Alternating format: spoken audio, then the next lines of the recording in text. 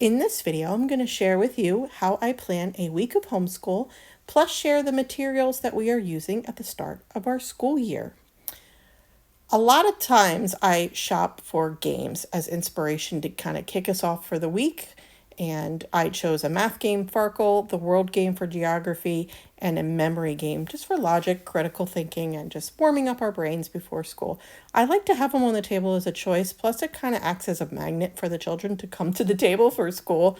And every year we start off at our dining room table and we end up spreading throughout the house as the weeks go on. I bought this planner from Target this year, and I do a combination of advanced planning and reverse planning. I map out the week on what I think we might accomplish, what the next lesson might be for each of the subjects that we focus on, but ultimately I reverse plan in that I check the boxes as I've completed them that we did them. And then whatever we didn't get to rolls over into the next week. My name is Erica Lucas. Welcome to this video, and I have a 5th grader, a 4th grader, and a 2nd grader this year. I do try to overlap subjects or read alouds when I can, but I have a lot of individual and child-led focus for each one of my kids. So my 5th grader does Beast Academy, and he is on level 4 and level 5 this year. And I have a printout from their website, and he does the online version, reads the comic books, and does not do the practice workbooks. We did that for 2nd and 3rd grade, and for 4th and 5th grade, he didn't want to do that. So in my lesson planner, he is the color blue, and I use a highlighter to just map out for the week what I think he will get done and use his color to keep track. My 2nd grader and my 4th grader both use math with confidence, and I do the same thing. I just color code them green and pink in my lesson planner and look up in their math book whatever the next lesson might be and what I think we can get done in the days we're going to school each particular week. We usually kick off our mornings with math and language arts. Math is done one-on-one with me, and this year at the start of the year, I'm trying something different. I put the curriculum in the cabinet, and I'm going to use read alouds as my spine. So I'm starting with Lion, Witch, and the Wardrobe, and we read a chapter a day. And I have mapped out some grammar structures, some vocabulary plans, and I'm also using this study guide or novel guide from Hearth Magic. I'll give you a flip through here as I talk about how I'm using it for language arts for 2nd grade, 4th grade, and 5th grade. This particular study guide comes with tons of art projects and ideas and extensions and additional books to go along to complement the Lion, Witch, and Wardrobe as you're reading it. I love this guide. It has provided so much inspiration for art projects to do while I am reading to them. I have done the art projects along with them. In fact, here's a picture of a wardrobe. We kind of took it to the next level and did cutouts and drew what we thought the characters would see when they got to the other side of the wardrobe, and sketched out what they were hearing in the story and cut out the doors. And that was all inspired from the Hearth Magic program. I flipped through this. There's copy work that you could do. There's narration. There's art projects. There's science extensions that you could do. And I use these for discussion questions and to tie in any grammar, copy work, handwriting, and hitting kind of the basic things that I've already taught in our school. This map, we also started the begin your map.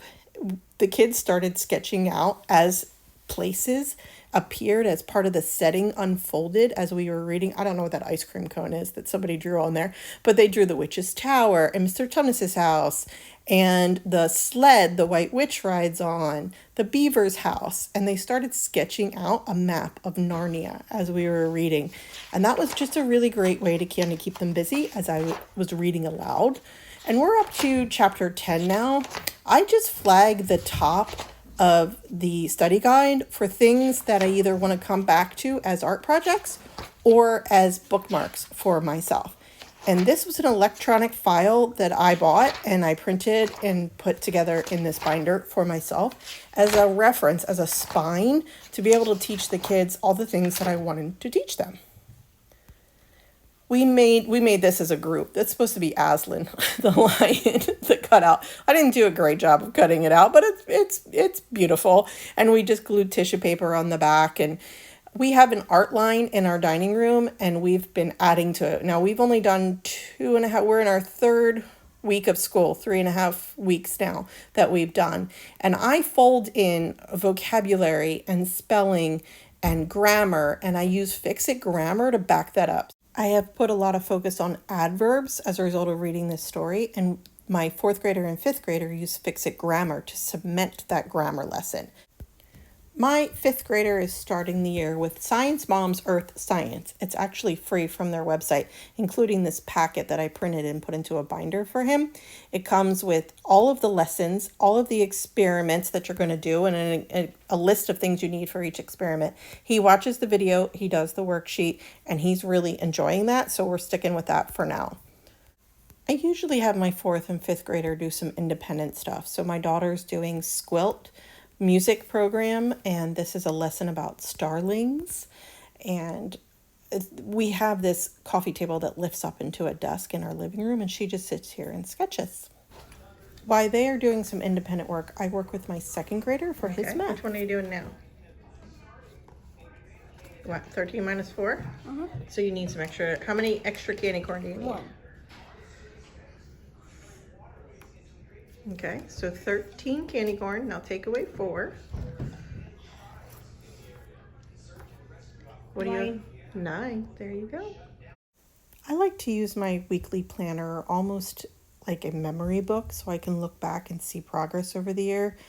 I like to print pictures of the books that we have used during the week, and I just glue them in there, and it's kind of like a nice thing for me to look back and be like, yeah, you know what, we are doing enough, we are doing a lot. Oh, remember this book, we loved it, let's go back to the library and get that one again. And I like it from the memory keeping perspective, and it also adds, just a journal aspect to my planner that I really like to enjoy, and also motivates me to kind of keep planning and doing this and tracking all of our work for each week. My grid in this particular lesson planner goes, each row is a day of the week and then blank columns at the top. And so I just write the subjects that we're focusing on for that week, what I think we might get accomplished, or at a minimum, what the next lesson is in each of their programs. So if it's Fix-It Grammar or spelling or their math program or their writing workshop or a science book that we're reading, their social studies lessons, whatever it might be. And my older two, my 4th and my 5th grader, like to have a composition notebook where I write out each day from my master lesson planner what their focus might be for the day. My kids also use it for their spelling lists that they write in, their vocabulary, any stories and poems that come to their mind. It's kind of like a grade-specific journal that they use all year long. And either the night before or the morning of, I just handwrite what the day might look like for them, and they color it in or check the box or whatever, and then whatever doesn't get done just rolls into the next day. I don't put a lot of pressure on them to finish their checklists. Just more, what is the focus, and what can we go deep on? What is super interesting to you in science today or in social studies today? And allowing a lot of space for that deeper learning rather than worrying about the checkbox. The checkbox acts as like a suggestion or a guide for us, what might be next, but many times they ask questions and we travel down these wonder rabbit holes. My next reading plan after Lion, Witch, and the Wardrobe is going to be Hidden Figures, the Young Readers Edition. Hearth Magic also has a really comprehensive novel guide for that one. For Which We Stand is going to fold into my plans for my 4th and my 5th grader as well for September. And elections, what's the big deal about elections? Presidential elections, cool facts. These are all things that I'm getting ready to utilize in September with it being next week. So I was gathering those items and kind of sketching out what I thought September might be looking like, because that's next week for me. So at the beginning of every month, I jot down at the beginning of my planner for that month, what might our focus be? Specific books that we want to read, any topics we want to dive deeper into. And I do that just so that I don't lose sight of questions they have asked about, of things I want to make sure they're learning at their grade specific level. And like the election coming up, right now we're doing branches of government, me and my fifth grader, and I want to make sure we fold in elections next because of the presidential election this fall. And so I have a unit that I purchased from Teachers Pay Teacher, and I have it all printed out and ready to go in the American History binder with him. And For Which We Stand is one of the books that I want to be able to read with him. So I plan out, this is election night, a game. I want to make sure that I pull that in as well for our lessons. And in September, I plan out what I think our focus would be, materials I want to make sure we use. And I do that, I kind of create a master list for myself, but it has to maintain flexibility because the kids ask questions and go on these tangents, or they learn something at homeschool co-op with one of their friends that they want to learn more about. And we make space in our schedule and our routine to dive deep on those curious questions. And at the beginning of the month like this, I also take the time to look forward in our science program, whatever we might be using, and gather any supplies for experiments. So I know kind of he'll do lessons probably like 5 to 15 for earth science from Science Mom, and I'll look forward to see what supplies we need, anything I got to go buy for him that I can kind of shop around at the dollar store or just try to find something inexpensive for these science experiments. And so I'll make myself a supplies list of things that are coming up. Maybe there's a super special art project that I really want the kids to do, and I need to get watercolor paper or whatever we might not have. My fifth grader this year is using Science Mom, like I said, but my fourth grader doesn't really think that way. She asks a lot of science questions, as does my second grader. So I let science be very interest-led and child-led in those early elementary years. I have a master list of science topics in my planning folder, and I have designated days that I want them to put some focus on science. So I say, what are you interested in? Biology, marine biology, astronomy, what sounds good to you? I also usually have a bunch of books from the library. This one is No Boundaries, 25 Scientist Women. My daughter loves this book. So she flips through and picks a woman scientist and reads about them. And that for me is enough in fourth grade, because then she will also narrate about that person back to me verbally and tell me all about their job and how cool they are. And that for me is enough for her in fourth grade science. She also does experiments when my fifth grader's doing experiments. So for me, for right now, the beginning of the year, that's good for science. My second grader takes the same approach. Look at the shopping list for science. We watch a lot of documentaries and YouTube videos about science things. And then when we do read a book, I put it on my list to make sure that I, print and cut the picture out so it looks pretty in my planner. On average, we go on 2 field trips a month, and a lot of those count for art and science as well. After their core subjects, we do what's called enrichment time. And that can include language, foreign language, some coding, Stack the States on one of their iPads, listening to podcasts, Yodo, reading books, any kind of music that they want to listen to counts as that. There's some math games on their iPads that they can play as well. This is an ongoing running list on our whiteboard that they are able to reference for enrichment time. It's been a day, and this is what my fourth grader and my fifth grader's book looks like. So my fifth grader colored in all the things that he did. He also made up a poem and wrote there in green marker. And he did listen to Lion, Witch, and the Wardrobe, Chapter 10. My daughter did not. She was coloring and didn't want to come over. So she'll have to make that up tomorrow. And I just keep track of it and rolling it that way. Not everybody makes it to the table for the read aloud or to the couch for the read aloud. It is what it is. Sometimes they're so deep in a project, especially an art project, that I don't want to interrupt that. And I don't want to hold back anybody else who's ready to learn with Lion, Witch, and the Wardrobe. So I do have to kind of bounce around and toggle around and keep track of who's doing what.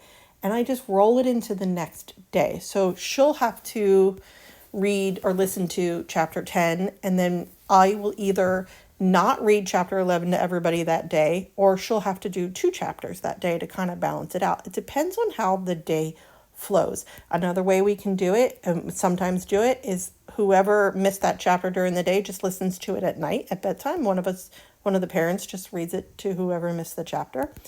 And I sketch out what the next day might look like, and then she can color in and do her work in that way. And that creates some autonomy for both my 4th grader and my 5th grader. My 2nd grader does not have a lot of autonomy right now with math, English, science, social studies. He goes with the flow and kind of carries along with us and does art projects and poetry time. And but his workload is less. I expect less of him, as I expected less of my older 2 when they were in 2nd grade as well. For my 5th grader this year, I'm putting a lot of emphasis on writing, not necessarily handwriting, but composition and writing beyond 1 paragraph. And we're using history at the start of the year to do that. And he's learning about the branches of government. He's been making notes as he goes and kind of creating a bit of an outline to answer an essay question that I assigned to him. And he is knocking it out of the park. I was so impressed with his approach and his vibe and his attitude about this. He really enjoys storytelling and writing. So I leaned into that interest and paired it with what I wanted him to learn from, sentence writing and paragraph writing and grammar and punctuation and complex sentence structures. I can roll all of that into something he's interested in. So that's how we're kicking off our school year. Thank you for being here with me today, and I will leave a link to a video right here to watch next. Hope you're doing well.